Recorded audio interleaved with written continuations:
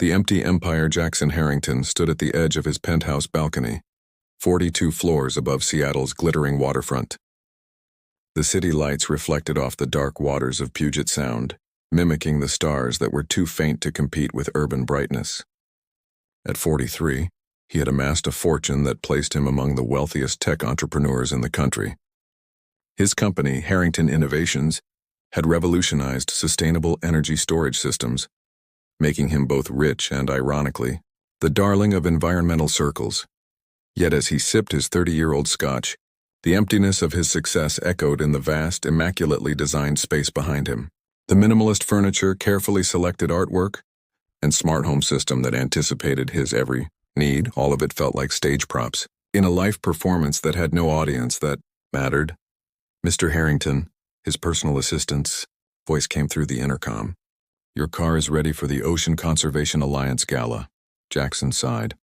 Another evening of performative philanthropy, where Seattle's elite would congratulate themselves on donations that amounted to pocket change relative to their wealth. Still, these events were necessary: networking opportunities, chances to scout potential investments, and good PR for the company. "On my way," he replied, adjusting his custom-tailored tuxedo and checking his reflection in the floor-to-ceiling windows. The man who looked back at him appeared confident, successful, untouchable, exactly as he had engineered himself to be.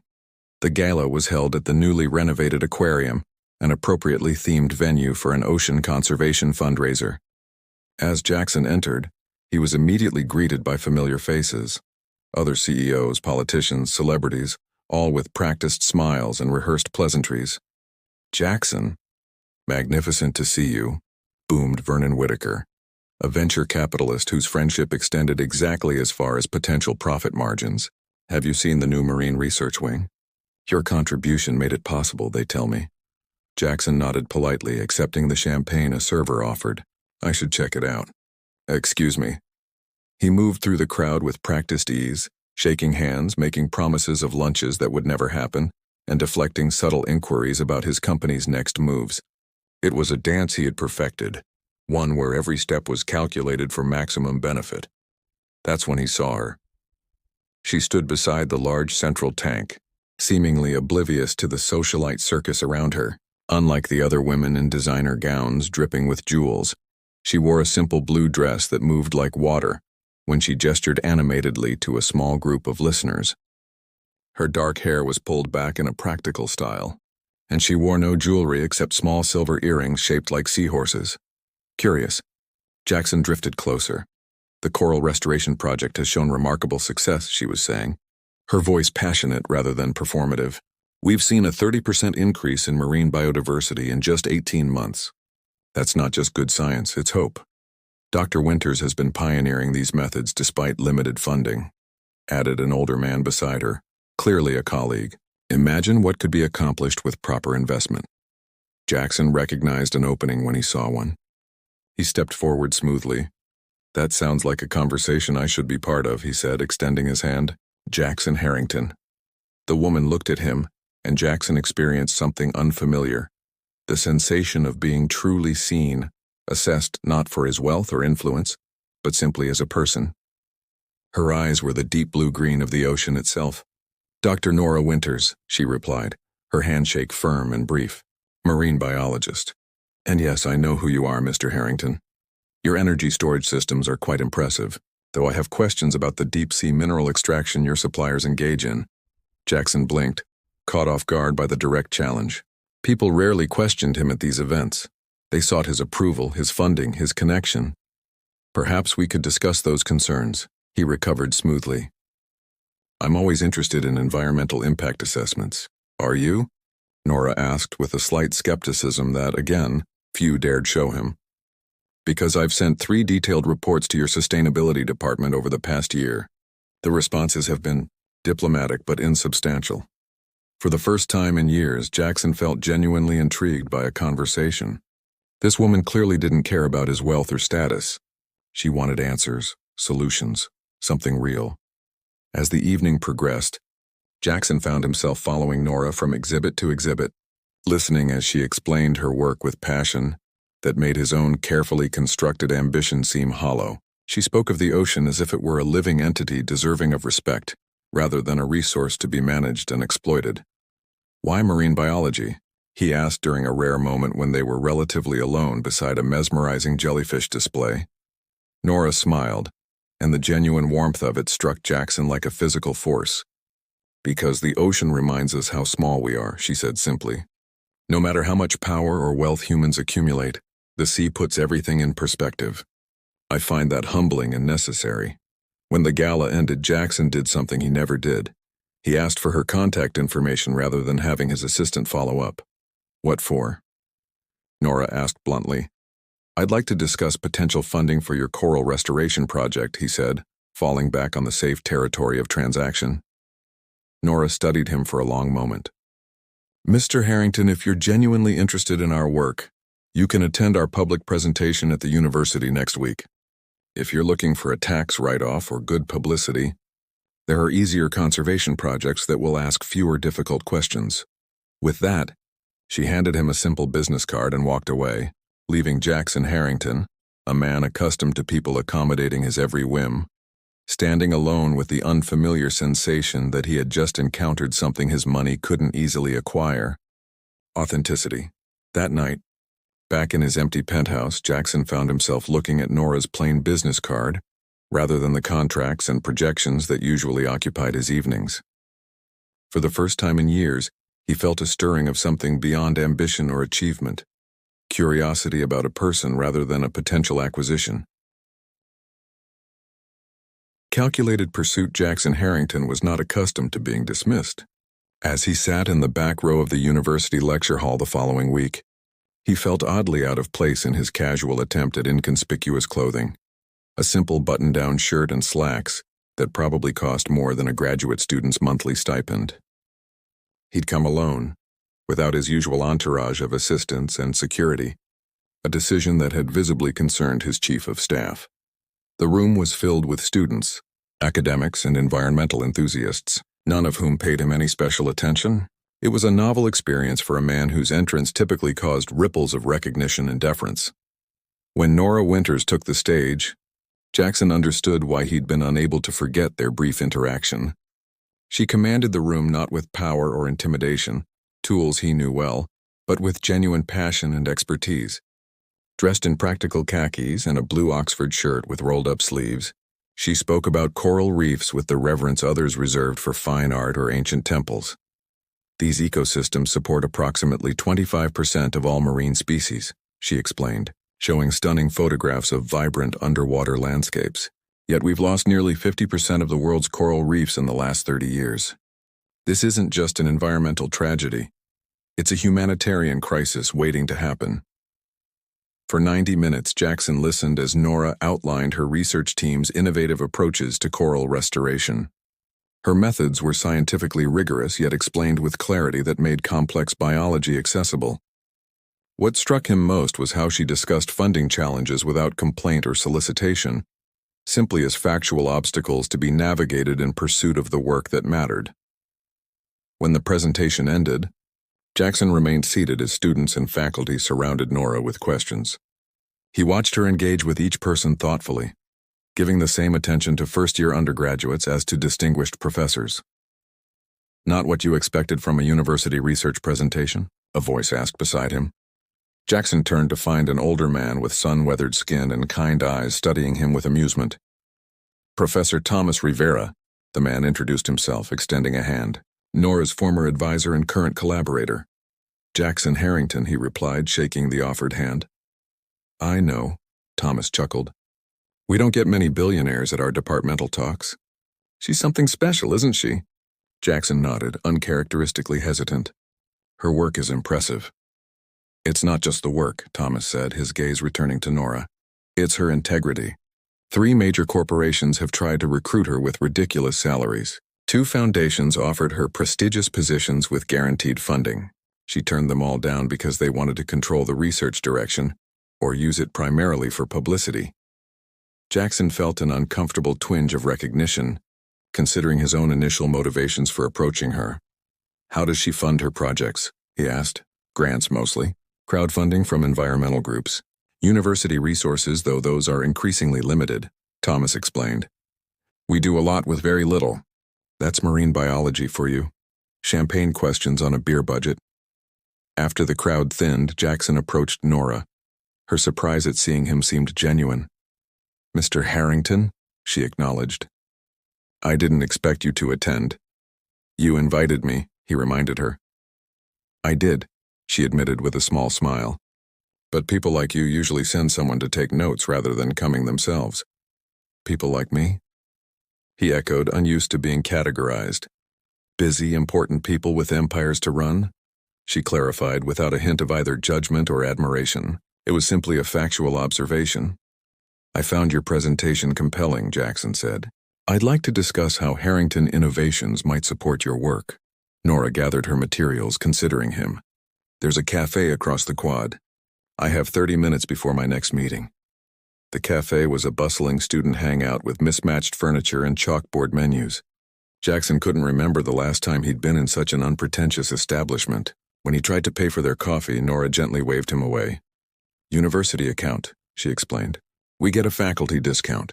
Once seated, Jackson launched into what he'd intended as a generous offer. Full funding for her coral restoration project, a new research vessel, state-of-the-art equipment, and a substantial personal consulting fee for Nora. She listened politely, hands wrapped around her mug of black coffee. When he finished, she was quiet for a moment. That's very generous, she said finally. But I'm concerned about the Harrington Innovations logo prominently displayed on all our equipment and publications. And the press tour you mentioned would take time away from actual research. The publicity would help both of us, Jackson argued.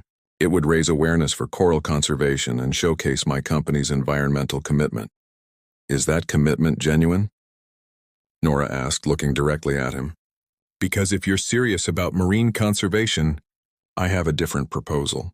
For the next 15 minutes, she outlined specific changes Harrington Innovations could make to its supply chain and manufacturing processes, changes that would significantly reduce harm to marine ecosystems but also increase short-term costs and potentially complicate existing partnerships. These modifications would do more good than putting your name on our research, she concluded. Jackson was both impressed and irritated by her counteroffer. She was essentially asking him to make his entire operation more environmentally responsible, rather than simply writing a check and getting good publicity. I'll have my sustainability team review your suggestions, he said neutrally. Nora checked her watch and stood. I need to get to my class. Thank you for coming today, Mr. Harrington. I mean that sincerely. Over the next month, Jackson found himself pursuing Nora Winters with the same strategic determination he applied to business acquisitions. He sent rare marine biology texts to her office after learning from Professor Rivera about her academic interests. He made a substantial anonymous donation to the university's marine science program. He even implemented 2 of her suggested supply chain modifications, sending her the documentation as proof. Each gesture was met with polite appreciation but no special warmth. When he invited her to dinner at Seattle's most exclusive restaurant, she declined, citing evening fieldwork. When he offered the use of his private jet for a research conference in Monaco, she thanked him but said she'd already arranged to carpool with colleagues and share an Airbnb.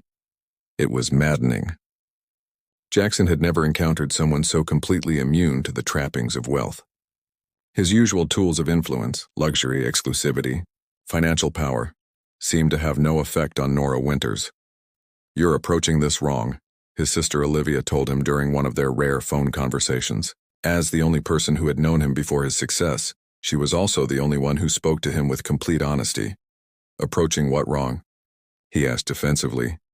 This marine biologist you keep talking about, Olivia said. You're trying to impress her with things that don't impress her. Has it occurred to you to just ask her what she values?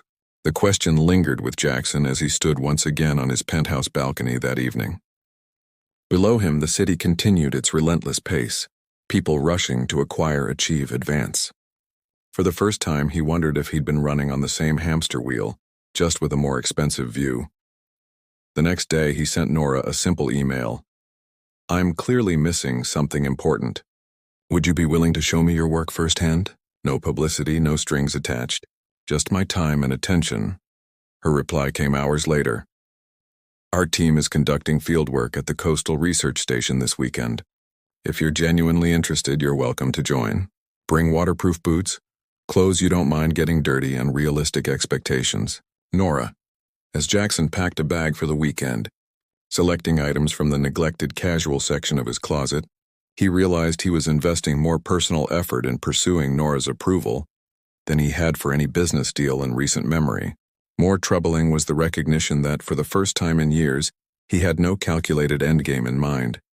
Just a growing need to understand a woman who valued something beyond what his money could buy.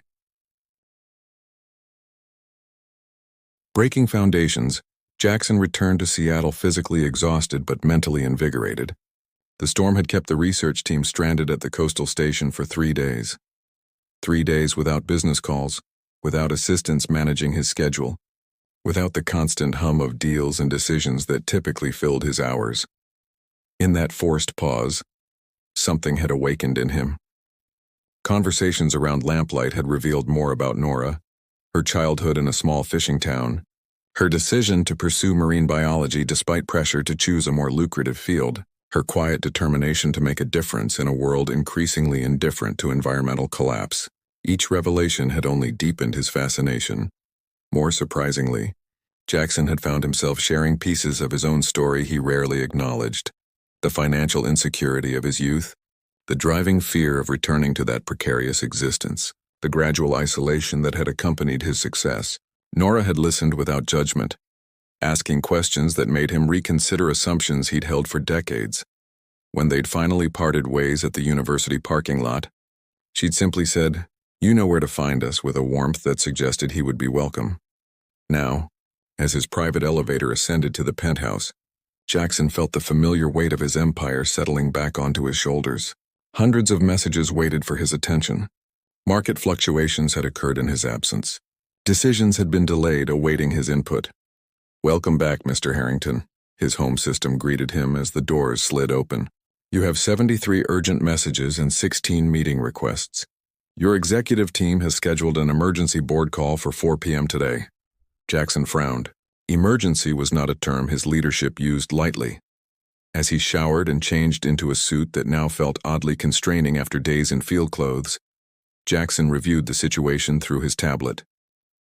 What he found sent a cold spike of adrenaline through his system. A financial investigation by the Securities and Exchange Commission had been announced, focusing on potential improprieties in Harrington Innovations' international contracts. Simultaneously, a former executive had gone public with allegations of environmental corner-cutting in their manufacturing processes, directly contradicting the company's public sustainability commitments. The timing couldn't have been worse. The company was weeks away from launching a new product line and finalizing a major acquisition. The stock had already dropped 17%. By the time the board call began, Jackson had transformed back into the calculating businessman, analyzing angles, crafting responses, identifying vulnerabilities. The persona fit like a well-worn suit, but for the first time he noticed its weight. "This is a coordinated attack," declared Victor Reeves, Harrington's chief legal officer. The SEC investigation and the whistleblower allegations landed simultaneously. "Someone wants to damage us. What about the actual claims?" Jackson asked, surprising his team. "Are there legitimate issues we need to address?" An uncomfortable silence followed. "There may be gray areas in some of our international procurement," admitted Diane Lawson, the CFO. "Standard industry practices, but potentially problematic under the strictest interpretations of regulations." "And the environmental allegations?"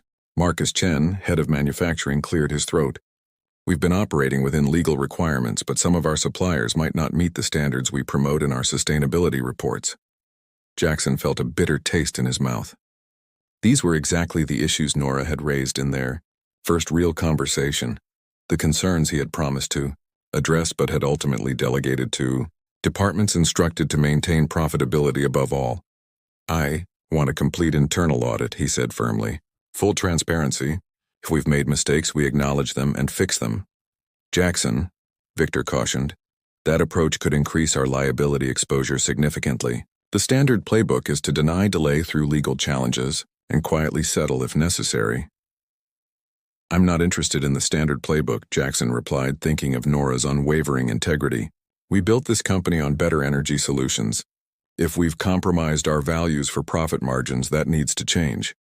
The call ended with his executive team clearly unsettled by this unfamiliar approach. Jackson spent the evening reviewing documents, uncovering patterns of decisions where ethics had been subtly but systematically subordinated to expediency and profit. Over the next 2 weeks, the crisis deepened.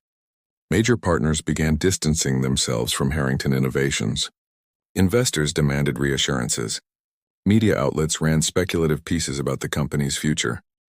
Jackson's calendar filled with crisis management meetings, legal consultations, and damage control efforts. Through it all, he found himself measuring each decision against a new standard. What would Nora think of this? The question became an unexpected moral compass. When his PR team suggested an aggressive campaign to discredit the whistleblower, Jackson refused. When legal advisors recommended technical compliance rather than genuine reform, he pushed back. When financial officers warned about short-term profit impacts of ethical sourcing, he accepted the consequences. "You're acting like we're a non-profit," complained Bernard Whitaker during a particularly tense board meeting. "This company exists to create shareholder value, not save the oceans." "Those goals aren't mutually exclusive," Jackson countered. "We've lost sight of our original mission. I intend to correct that." As the scrutiny intensified, Jackson noticed a pattern emerging. Business associates who had eagerly accepted his hospitality now avoided his calls. Social invitations dried up. Even romantic interest from his past suddenly had scheduling conflicts.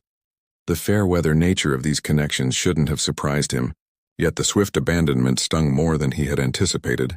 His carefully constructed network of relationships, built on mutual benefit rather than genuine connection, was collapsing under the weight of adversity. One evening, exhausted after a 14-hour day of crisis management, Jackson found himself driving aimlessly through the city. Without conscious decision, he ended up at the University Marine Science Building. It was after hours, but lights still burned in some windows. On a whim, he took the elevator to Nora's floor, not even sure if she would be there. The department was quiet, most offices dark, but at the end of the hall a door stood partly open, warm light spilling into the corridor.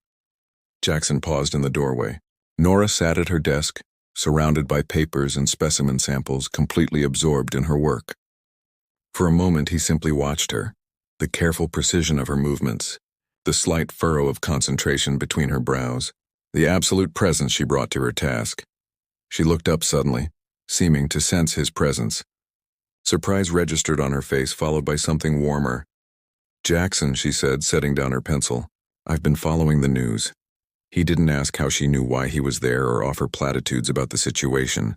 Instead, he asked the question that had been haunting him for days. How do you maintain your integrity when it costs you everything? Nora considered him thoughtfully, then gestured to the chair across from her desk. Jackson sat, feeling the weight of recent weeks pressing down on him. "The mistake," she said finally, "is thinking that integrity costs you everything. It might cost you things you thought were valuable, status, certain relationships, maybe even wealth. But those aren't everything." "They feel like everything when they're slipping away," Jackson admitted. "What's actually happening to you right now?" Nora asked, her tone gentle but direct. "You're facing consequences for actions your company took. You're discovering which relationships were genuine and which were transactional. You're being forced to reevaluate what matters to you. Those aren't losses, Jackson. That's clarity." Her words cut through the noise that had been clouding his thoughts for weeks. For the first time since the crisis began, Jackson felt like he could breathe. "I don't know how to navigate this," he confessed. "I built my life around certain metrics of success. Without them, I'm not sure who I am." "Perhaps that's the real opportunity here," Nora suggested, "to discover who you are beyond those metrics." They talked for hours, not about business strategy or damage control, but about purpose, values, and what constitutes a meaningful life. When the campus security guard finally asked them to leave the building, they continued their conversation at an all-night diner, a far cry from the exclusive restaurants Jackson typically frequented. Over coffee and chipped mugs and pie that was more honest than gourmet, Jackson experienced a strange sense of liberation. His empire might be shaking, his reputation under fire, but sitting across from someone who saw him clearly, flaws and all, and still chose to engage felt like finding solid ground amid a landslide. "Why are you still willing to talk to me?" he asked as they watched dawn break over the city from the diner's window. "I represent everything your work fights against. Corporate prioritization of profit over planet." Nora studied him for a long moment. "You represented that," she corrected. "But the man who spent 3 days helping us during a storm, who's now choosing transparency over self-protection, who's sitting in a diner at 5 a.m. wrestling with fundamental questions, he's someone different. Someone I'd like to know better." As Jackson drove home to face another day of crisis management, he realized that in losing the foundations of his old life, he might be finding something far more valuable, a chance to build something real. Building something real. 6 months after the crisis began, Jackson Harrington stood on a different kind of stage than he was accustomed to. Instead of accepting an industry award or announcing a new product line, he was addressing a room full of environmental scientists and marine conservation advocates at a conference co-sponsored by the revamped Harrington Innovations. "Transformation is rarely voluntary," he admitted to the audience. "For me, it took a perfect storm, both literal and figurative, to recognize that success built at the expense of our planet's health is failure by another name." From her seat in the front row, Nora watched with quiet pride. The journey had not been easy for either of them. Jackson's company had weathered significant turbulence, stock devaluation, leadership turnover, painful restructuring. The audit he had insisted upon had revealed deeper problems than anticipated, requiring extensive remediation and genuine reform. Yet from this crucible had emerged something unexpected, a company reconnecting with its original mission of sustainable innovation, this time with authentic commitment rather than performative environmentalism. Jackson had personally led the overhaul, making difficult decisions that prioritized long-term integrity over short-term profits. "Today I'm announcing the launch of the Ocean Resilience Initiative," Jackson continued. "This independent research foundation will be funded by 5% of Harrington Innovations' annual profits in perpetuity, with governance shared equally between industry experts and environmental scientists. Its mission is to develop and implement scalable solutions for marine ecosystem restoration." Applause rippled through the room. Jackson had fought hard for this commitment, facing significant resistance from remaining board members and investors. But the man who had once measured success in acquisitions and assets now held different values tested and tempered by adversity. After the presentation, as attendees networked over sustainable catering, Nora found Jackson in a quiet corner, momentarily alone with his thoughts. "Congratulations," she said, joining him. "The initiative is everything we hoped for." "It's just the beginning," he replied, his expression a mixture of satisfaction and determination. "We have decades of environmental debt to repay." "But you've changed the trajectory," Nora pointed out. "That matters," Jackson smiled, studying her face. Over these months of transformation, Nora had become his closest confidant, challenging his thinking, supporting his difficult decisions, and offering perspective when business pressures threatened to overwhelm his resolve. Their relationship had evolved gradually from mutual respect to deep friendship to something neither had explicitly named, but both increasingly acknowledged. "I have something for you," Jackson said, reaching into his pocket. "A token of appreciation for your role in all this." Nora raised an eyebrow skeptically. "You know how I feel about expensive gifts." "Trust me," he said, handing her a small package wrapped in simple brown paper. Inside was a glass vial containing a tiny fragment of coral, alive and vibrant in its miniature ecosystem. "From the first restoration site," Jackson explained, "the one we worked on during the storm. The latest monitoring data shows 90% success rate in that zone." Nora's fingers closed around the vial, her expression softening. "This means more than any diamond ever could." "I know that now," Jackson said quietly, "though I didn't understand it 6 months ago." Later that evening, they walked along the same beach where they had first truly connected during the research trip. The coastal research station was visible in the distance, now expanded with modest but functional facilities funded by Harrington's personal contribution rather than corporate sponsorship. The sunset painted the sky in brilliant colors, reflecting off the water in a natural display that outshone any artificial spectacle. Jackson had learned to appreciate these moments of beauty that required no purchase, no ownership, only presence and attention. "I've been offered a research position in Australia," Nora said suddenly, breaking their comfortable silence. "The Great Barrier Reef Initiative. It's a 2-year commitment starting next month." Jackson felt his heart constrict. "That's a remarkable opportunity," he managed, struggling to hide his dismay. "Will you take it?" Nora turned to face him, the fading light illuminating the determination in her eyes. "That depends. On what?" "On whether there's a compelling reason to stay." Jackson took a deep breath. 6 months ago, he might have offered incentives, funding for her research, professional opportunities, material comforts. Now he understood that none of these things would sway Nora Winters. "I love you," he said simply, the words both terrifying and liberating. "Not for what you do or what you represent, but for who you are. Your passion, your integrity, your willingness to stand firm in your values even when it's difficult. I'm still learning how to be that kind of person, but I'd like to continue that journey with you if you'll have me." Nora studied him, her expression unreadable. "And if I said I needed to take this position regardless? That my work there matters deeply to me? Then I would ask if they need an investor with a personal interest in their success," Jackson replied without hesitation. "My company can operate from anywhere now that we've restructured. Some of our best innovation happens virtually." A smile slowly spread across Nora's face. "You'd relocate your entire life for this?" "For you," he corrected. "And for us. The past 6 months have taught me that meaningful connection is worth more than any business advantage or luxury."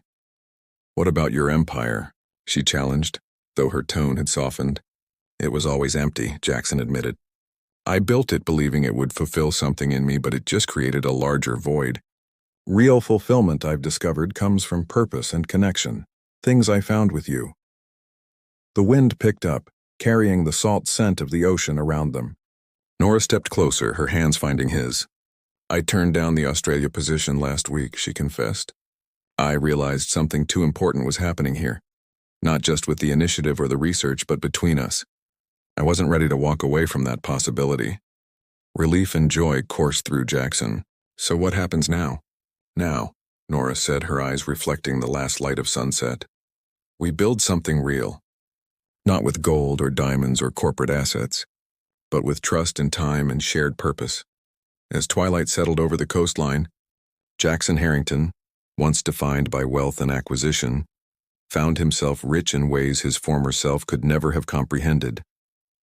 The empire of influence and assets he had constructed now seemed like an elaborate distraction from the simple truth he had finally discovered. That love measured in authentic connection rather than material exchange was the only currency that truly mattered. 1 year later, when he asked Nora to marry him, Jackson did so not with an extravagant diamond ring, but with a simple band of reclaimed metal, and a promise whispered on the same beach where their journey had begun. Forever. Without conditions or calculations, just us building something meaningful together. And Nora, who had once challenged a billionaire to see beyond his wealth, answered with the words that had changed everything. "I don't need gold or diamonds. I just need you to promise forever." In that moment, as waves continued their eternal rhythm against the shore, Jackson understood that he had not lost an empire but gained a kingdom of immeasurable value. One built on foundations that no financial crisis or market fluctuation could ever shake.